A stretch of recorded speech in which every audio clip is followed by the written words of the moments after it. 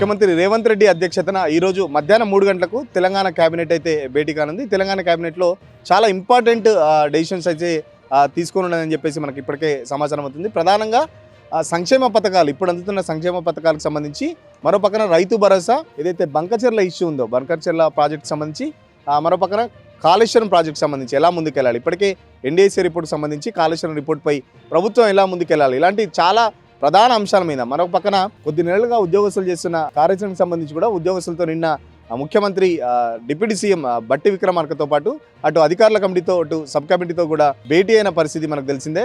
ముఖ్యంగా ఉద్యోగస్తులైతే ఈరోజు కేబినెట్ భేటీకి సంబంధించి చాలా గంపడ ఆశలు పెట్టుకున్న పరిస్థితి.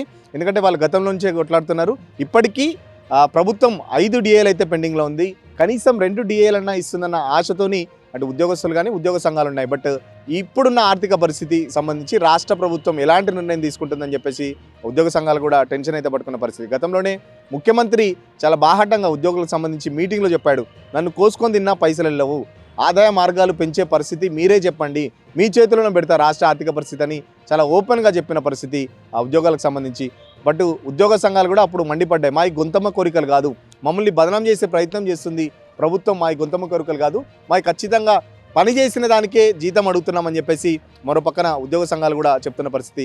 చాలా వరకు ఇప్పటికీ దాదాపు ఉద్యోగులకు 11,000 కోట్ల బకాయిలు అయితే ప్రభుత్వం ఇప్పటికీ పెండింగ్లో ఉంది. చాలా వరకు పెండింగ్ ఇష్యూస్ చాలా వరకు ఉన్నాయి. మరో పక్కన non financial issues, financial issues రెండు రకాలుగా ప్రభుత్వం 2 రకాల కేటగిరీలు అయితే చేసింది. ఫస్ట్ అయితే నిన్న జరిగిన మీటింగ్లో నాన్ ఫైనాన్షియల్ ఇష్యూస్ అయితే ఫస్ట్ టేకప్ చేద్దామని చెప్పేసి చెప్పిన పరిస్థితి కూడా ఉంది.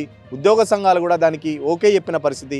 మరో పక్కన నాన్ ఫైనాన్షియల్ ఇష్యూతో పాటు ఖచ్చితంగా 2 డిఏలు ఇస్తే ఉద్యోగులంతా హ్యాపీగా ఫీల్ అవుతారు, లేకపోతే భవిష్యత్తు కార్యాచరణ ప్రకటించే అవకాశం ఉందని చెప్పి కూడా చాలా కరాఖండిగా చెప్పినట్టు తెలుస్తుంది. మరో పక్కన ఉద్యోగ సంఘాలు కూడా చాలా వరకు ఇప్పుడున్న రాష్ట్ర ఆర్థిక పరిస్థితి వాళ్ళకు కూడా తెలుసు, ఖచ్చితంగా ఇప్పుడున్న పరిస్థితిలో 2 డిఏలు సాధ్యం కాదన్న ఉద్యోగ సంఘాలు కూడా వాళ్ళకు కూడా తెలుసు. బట్ ఖచ్చితంగా ఎందుకంటే కింది స్థాయి ఉద్యోగుల నుంచి వస్తున్న ప్రెజర్కు సంబంధించి ఉద్యోగ సంఘాల నేతలు అయితే అటు ప్రభుత్వానికి చెప్పలేక ఇటు ఉద్యోగులకు చెప్పలేక ఇద్దరి మధ్యలో సతమతమవుతున్న పరిస్థితి అయితే మనకు చూస్తున్నాం. ఖచ్చితంగా ఒకవేళ 2 డిఏలు ప్రకటించకపోతే కనీసం డిఏల ప్లేస్లో ఏరియర్స్ అన్న ఇవ్వాలని చెప్పేసి, ఎందుకంటే డిఏలు ప్రకటిస్తే ప్రభుత్వానికి చాలా తక్కువ బడ్జెట్లో అయిపోయే పరిస్థితి. బట్ ఏరియర్స్ కావాలంటే ప్రభుత్వానికి చాలా బడ్జెట్ ఎక్కువ అయ్యే అవకాశం ఉంది. సో కనీసం 2 డిఏలన్నా ప్రకటిస్తే ఉద్యోగులు హ్యాపీగా ఫీల్ అవుతారు. ప్లస్ నాన్ ఫైనాన్షియల్ ఇష్యూస్ చాలా వరకు ఉన్నాయి. అటు ట్రాన్స్ఫర్లు కానీ 317జీలో 317జీఓ ఇట్లా నాన్ ఫైనాన్షియల్ ఇష్యూ దాదాపు 45 అంశాలు నాన్ ఫైనాన్షియల్ ఇష్యూస్ ఇప్పటికే అటు అధికారుల కమిటీ కానీ ఇటు క్యాబినెట్ సబ్ కమిటీకి కానీ ఉద్యోగ సంఘాలు ఇచ్చిన పరిస్థితి మనకు తెలుస్తుంది. సో ఖచ్చితంగా ఫైనాన్షియల్ ఇష్యూస్ టేకప్ చేసే బదులు ఫస్ట్ ఇప్పుడున్న పరిస్థితుల్లో నాన్ ఫైనాన్షియల్ ఇష్యూస్ టేకప్ చేస్తే ప్రభుత్వానికి కూడా కొద్దిగా భారం తగ్గుద్ది, ఉద్యోగ సంఘాల నుంచి కూడా ఒత్తిడి తగ్గుద్దని చెప్పేసి ప్రభుత్వం ఆ దిశగా ఆలోచన చేస్తుందని చెప్పేసి మనకు తెలిసి మనకు మరో ప్రక్కన ఖచ్చితంగా ఈరోజు 2 డిఏలు వస్తాయన్న ఆశాభావం మాత్రం ఉద్యోగ సంఘాలు చెప్తున్న పరిస్థితి. మరో పక్కన ప్రచారం కూడా గవర్నమెంట్ క్యాబినెట్ తర్వాత 2 డిఏలు ఇస్తారన్న ఆశాభావం ఉద్యోగ సంఘాలు చెప్తున్నాయి. చర్చ కూడా అదే సాగుతుంది. ఖచ్చితంగా గవర్నమెంట్కు పరిస్థితి ఇచ్చే పరిస్థితే ఉంది.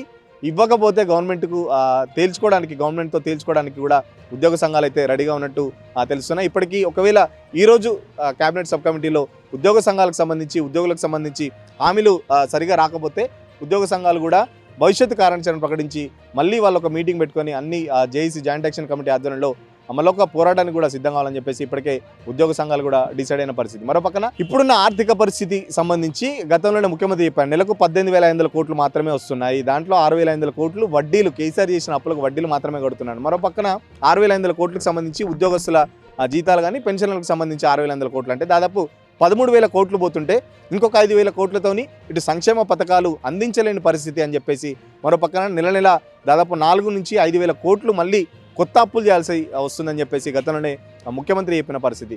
సో ఇప్పుడున్న ఆర్థిక పరిస్థితిలో వీళ్ళ డిమాండ్స్ అన్నీ నెరవేరుతాయా లేదని పెద్ద క్వశ్చన్ మార్క్ అయితే ఉంది. మరో పక్కన ఖచ్చితంగా ఉద్యోగస్తులు మాత్రం ఎలా చేసైనా మా డిమాండ్స్ అయితే ఖచ్చితంగా ప్రభుత్వం నెరవేర్చాలి, లేకపోతే భవిష్యత్తు ఉద్యమాలు తప్పాయని చెప్పేసి ఇప్పటికే అటు క్యాబినెట్ సబ్ కమిటీకి కానీ లేకపోతే బట్టికి కానీ చాలా తేల్చి చెప్పిన పరిస్థితి. మరో పక్కన బట్టి కూడా నిన్న మాట్లాడుతూ ఖచ్చితంగా అది మీ బాధ్యత మాదే అని చెప్పేసి మరో పక్కన సంక్షేమ పథకాలు కూడా ప్రజలకు అందియాలి.